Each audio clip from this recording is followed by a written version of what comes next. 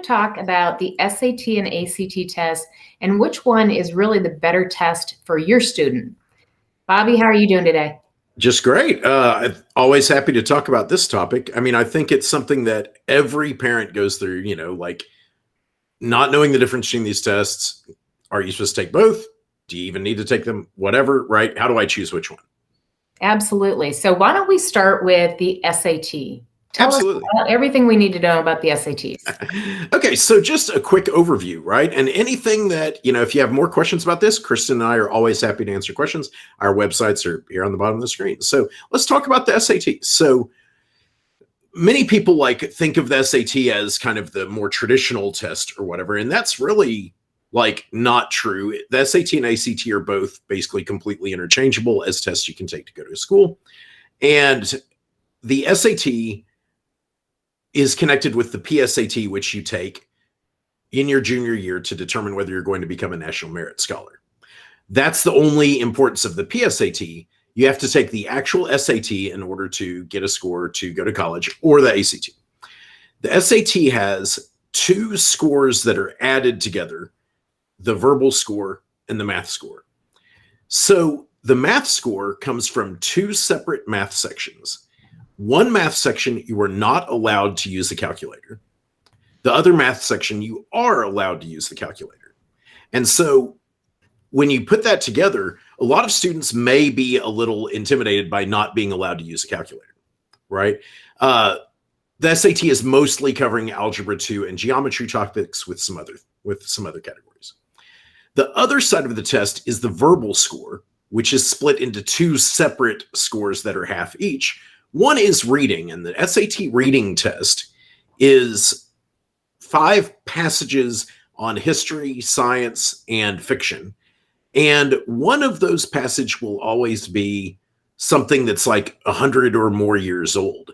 So the SAT generally is very dense and difficult reading passages that are really hard for students to, get through and read, but there is plenty of time to work through them, if that makes sense. The other half of the verbal section is the writing and language test, which tests grammar and style skills.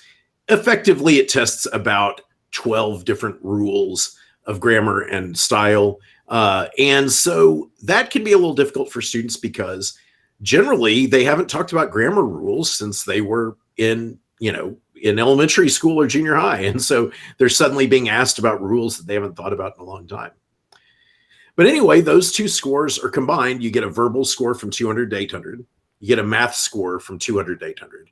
You add that together, and that gives you your total composite score, the median being 1,000, and then a competitive score being about 1,200, a highly competitive score being 1,400, and the perfect score being 1,600.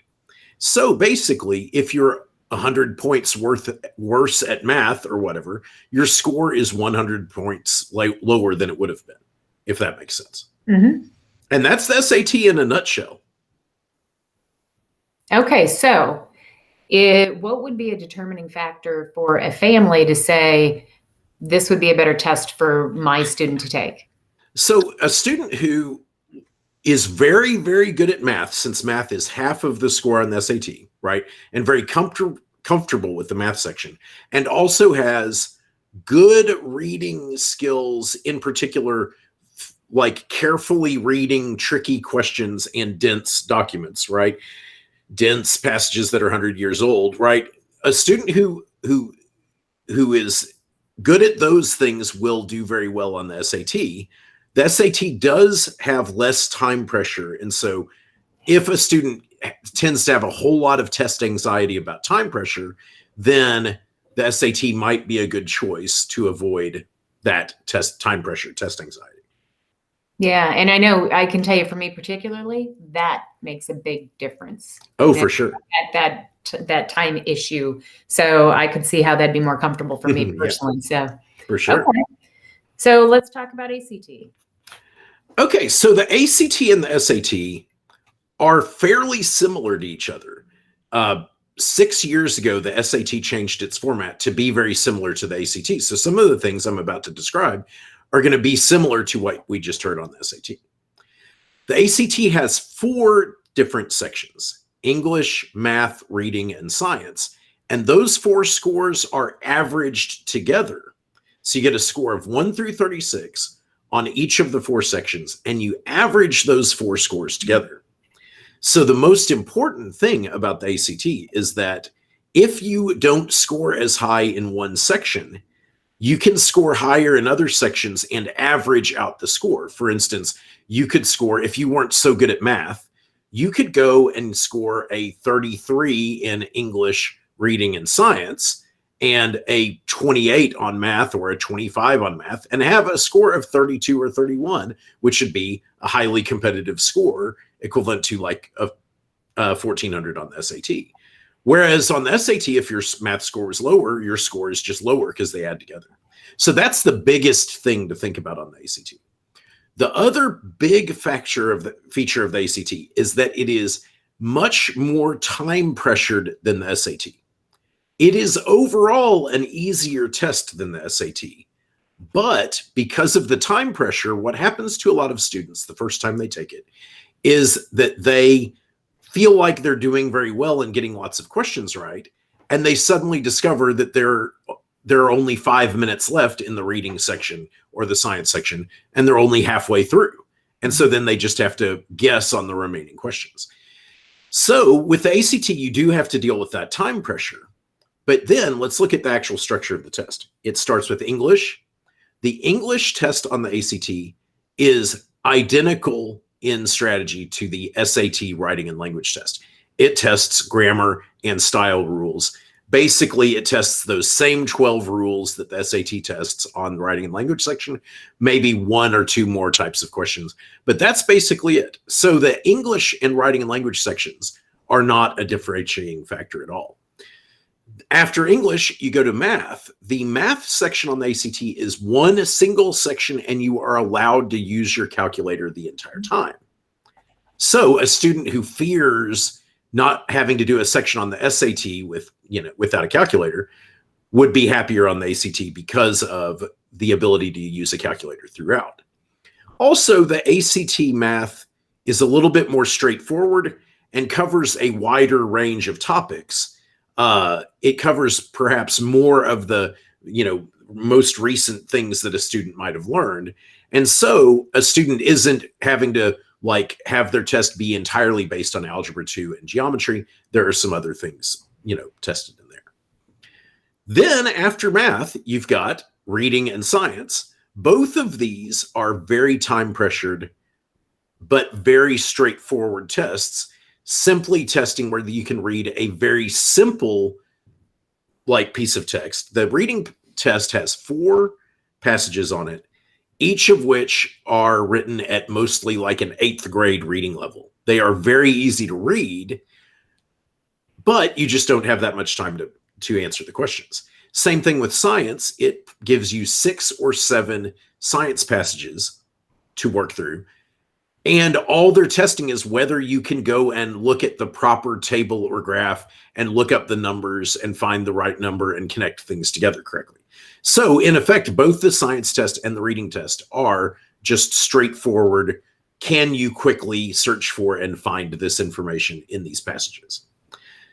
And so with practice, the time pressure on the ACT will go away. Just like with any other skill, you have to practice it to become good at it. So kind of to add it all up, the ACT is mostly an easier test, but you do have to practice it enough and know some strategies for how to deal with the time pressure. The most important thing is if you take either of these tests without any strategies at all, you're going to find both of them extremely difficult for different reasons, if that makes sense. You need to go and get a book or take a class or get with a tutor to get the strategies so that you'll know how to take these tests in the best way for you.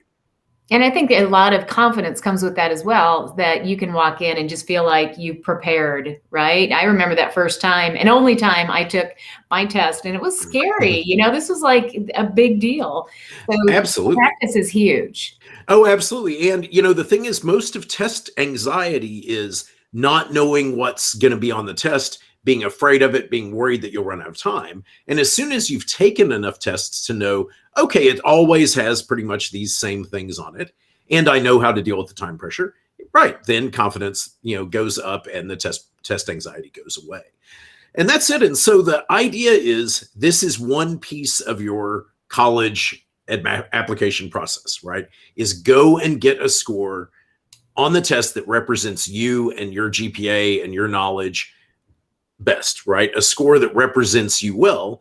And then you take that and go off and apply to college. Now, there's the whole other track of this. You need to figure out what college you're going to go to, what kind of major you want to be in, what kind of career you might be happy in, so that you don't go to a college and waste your time at the wrong place or in the wrong major, right? And so what I do is I help students one-on-one, tutoring them for the SAT and ACT, right? So you can contact me with any questions about that. And Kristen, I know that you help students do that other side of this, right? Figure out what their strengths are and what kind of college would be best for them and what kind of career would make them happy.